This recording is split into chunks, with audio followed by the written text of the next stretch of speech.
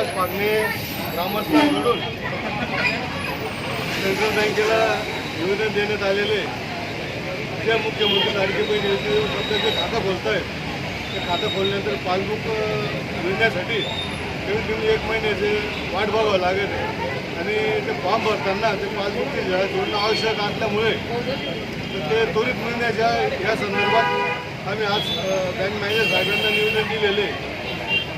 त्यांचं असं म्हणणं आहे बँक मॅनेजर साहेबांचं की इथं एकच माणूस शकतो तर इथला स्टॉक जो आहे तो वाढवण्यात यावा.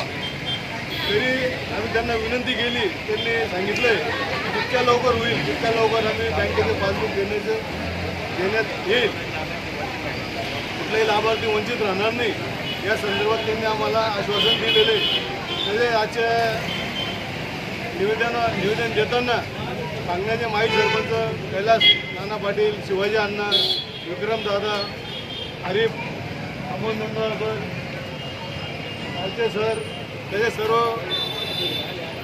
बँकेचे आपलं मुख्यमंत्री लाडकी बहीण योजनेचे लाभार्थी मोठ्या प्रमाणावर उपस्थित होते.